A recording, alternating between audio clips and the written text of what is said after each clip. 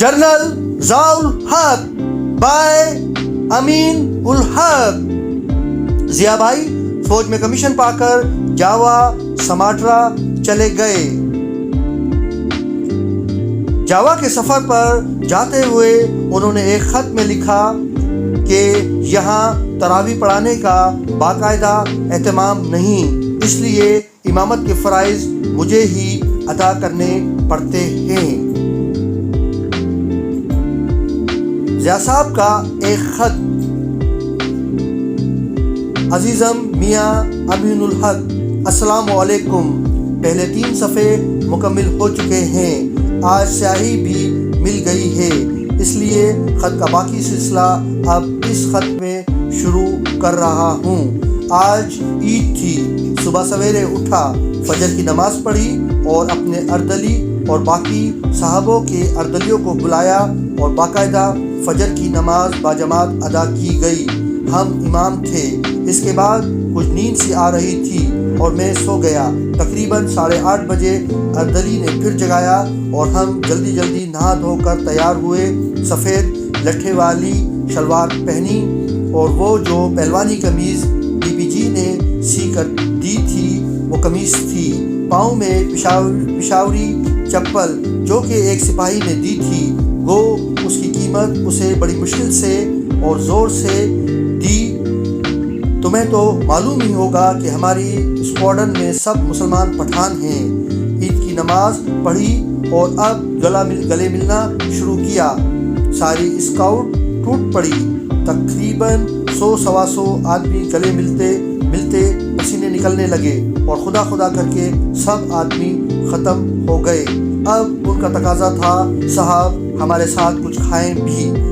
15 یا 20 آدمیوں نے ایک جگہ کچھ کھانے کے لیے رکھا ہوا تھا، یعنی 5 مختلف حصے تھے۔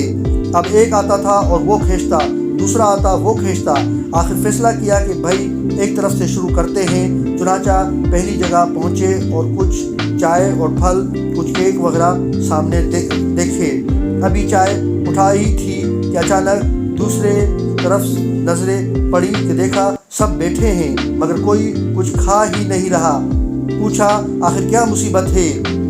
جواب ملا، صاحب پہلے آپ بسم اللہ کر کے کچھ کھائیں تو ہم کھائیں۔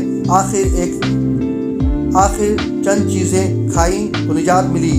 اتنے میں مگر کمزوری آ ہی گئی۔ بہت سنبھالا مگر آخر گھر یاد آ ہی گیا۔ بس پھر سارا دن طبیعت خراب رہی اور اب بھی دماغ میں نقشہ پھر رہا ہے مگر مجبور ہیں، نوکری اسی کا نام ہے۔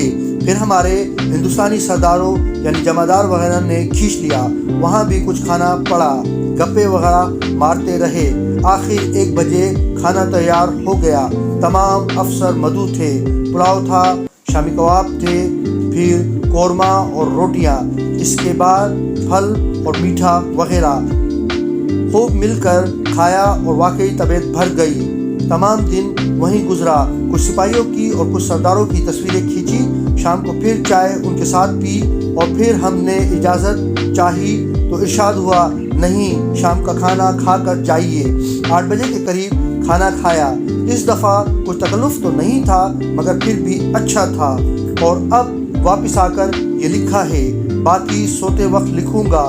کل ڈاک جا رہی ہے اور یہ دونوں لفافے ڈال رہا ہوں، دیکھیں کب ملتے ہیں۔ اور ان دونوں کو اچھی طرح رکھنا، یہ ایک قسم کی ڈائری ہے۔ 19 نومبر 2-3 روز سے کچھ لکھا ہی نہیں اور نہ ڈاک گئی۔